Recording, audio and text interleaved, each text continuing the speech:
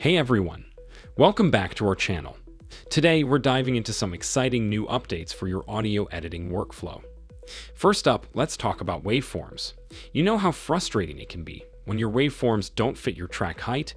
Well, not anymore. With the latest update, waveforms now dynamically resize as you adjust the track height. See how smooth that is? No more squinting at tiny waveforms or scrolling endlessly.